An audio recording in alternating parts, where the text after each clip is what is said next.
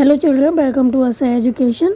आज हम करेंगे आरबीएससी की 8वीं क्लास की हिंदी की किताब का 12वां चैप्टर कुंडलियाँ छंद। इसके हम करेंगे प्रश्न उत्तर। इससे पहले की वीडियो में हमने आपको करवा दिए थे लघु उत्तरात्मक प्रश्न तक, तो इसका जो दीर्घ उत्तरात्मक प्रश्न है वो हम आपको अलग से समझा देंगे, लिखवा देंगे।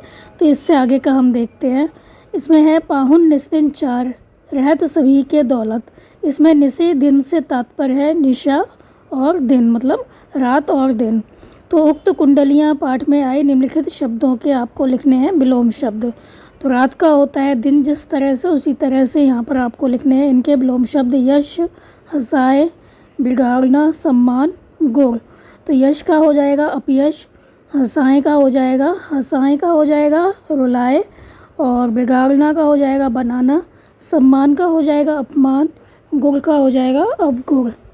फिर आपका अगला प्रश्न है दो या दो से अधिक पदों के मिलने से समास बनता है।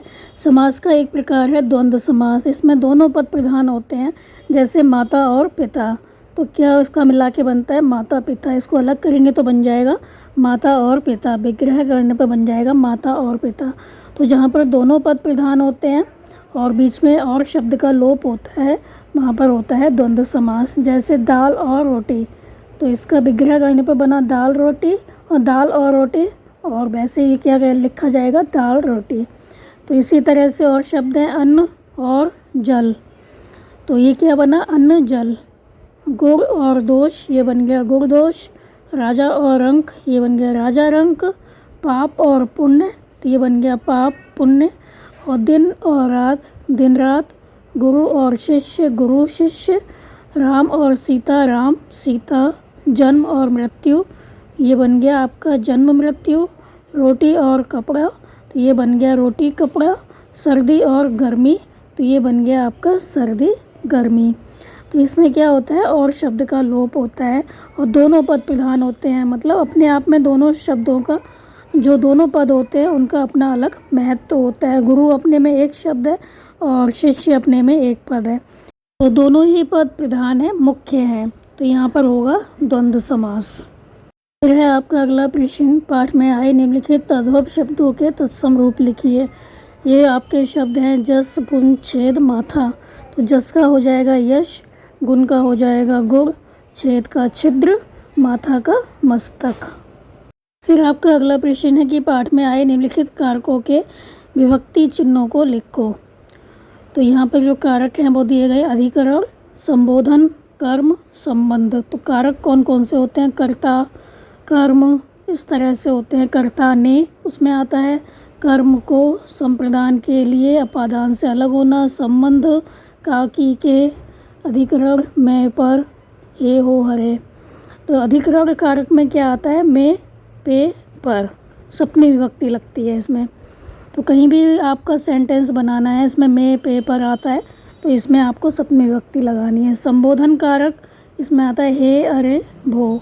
कर्म कारक तो कहीं भी को होगा, कर्ता ने कर्म को, तो जैसे श्याम को, तो इसमें कर्म कारक होगा द्वितीय विभक्ति। संबंध कारक ये होती है षष्ठी विभक्ति, इसमें आता है का की के, किसी के साथ भी संबंध दिखाना हो तो ये वाली विभक्ति लगती है षष्ठी विभक्ति।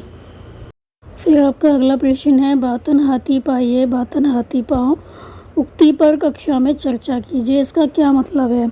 तो आंसर होगा यदि आप अच्छी बातें करते हैं, बातन मतलब बातें, तो आप अगर अच्छी बातें करते हैं तो हाथी पाइए, तो हाथी को भी आप अपना बना सकते हैं। यदि आप अच्छी बातें करते हैं तो हाथी को भी आप अपना बना सकते हैं। और यदि आप बातन हाथी पाओ, और यदि आप ख़राब बात करते हैं तो आपको क्या मिलेगा, हाथी का पैर मिलेगा, अर्थात लोगों की मार मिलेगी। तो दिए गए दोहे का अर्थ यही है कि हम अगर मीठी बाणी बोलते हैं, मधुर बोलते हैं, तो लोगों को अपना बना सकते हैं। यदि हम बुरे वचन बोलते हैं तो हमें लोगों की मार भी झेलनी पड़ सकती है। तो हमें हमेशा क्या करना चाहिए, मीठे वचन बोलने चाहिए। मीठे वचन बोलने से हम किसी को भी अपना बना सकते हैं। फिर आपका अगला प्रश्न है पाठ से संबंधित दोहे व पंक्तियों का संकलन कीजिए। तो पाठ से संबंधित जो दोहा या पंक्तियाँ आपके में आई हैं वो आपको लिखना है। यहाँ पर पंक्तियाँ दी हुई हैं, तुलसी मीठे बचन ते, सुख उपजत चहु भोर, वशीकरण एक मंत्र है, तजिए बचन कठोर। तो इस तरह की जो पंक्तियाँ हैं वो आपके चैप्टर में कौन सी हैं, तो यह है बोली एक अमोल है जो कोई बोले जान, ये तराजू तोल के तरमुख बाहर आन। फिर आपका अगला प्रश्न है कुंडलिया छंद के सस्वर वाचन का अभ्यास कीजिए और बाल सभा में सुनाइए। तो ये प्रश्न आप अपने आप करेंगे। तो कुंडलियाँ जो छंद हैं उनका अभ्यास करना है, आपको याद करना है और बाल सभा में सुनाना है। फिर है पाठ में लाठी के अनेक उपयोग बताए गए हैं। कक्षा में एक रुमाल रखकर बिना बोले हाव भाव से प्रत्येक विद्यार्थी एक उपयोग बताए। तो ये भी आप अपने आप करेंगे, ऐसे प्रश्न एग्ज़ाम में नहीं आते। हम देखते हैं अगला प्रश्न। अगला प्रश्न है कुंडलियाँ छंद जिस प्रकार सांप कुंडली लगाकर बैठता है। जो सांप होता है क्या करता है, कुंडली लगाकर बैठता है, तब उसका जो फन होता है, पूंछ होती है, वो एक सीध में होते हैं। इसी प्रकार यह छंद जिस शब्द से प्रारंभ होता है उसी शब्द पर आकर ख़त्म होता है। इसमें प्रथम 2 पंक्तियाँ दोहे की होती हैं और शेष 4 पंक्तियाँ रोला छंद की होती हैं। तो यहाँ पे यह बताया गया है कि कुंडलियाँ छंद किसको कहते हैं। तो इसमें सांप का एग्जाम्पल दिया गया है। जैसे कि सांप होता है कुंडली लगाकर बैठता है, तो क्या होता है, उसका जो फन होता है, पूंछ होती है, वो एक सीध में होते हैं। इसी प्रकार छंद जिस शब्द से प्रारंभ होता है उसी शब्द पर आकर ख़त्म हो जाता है। इसमें प्रथम 2 पंक्तियाँ जो होती हैं वो दोहे की होती हैं और शेष 4 पंक्तियाँ जो होती हैं वो रोला छंद की होती हैं।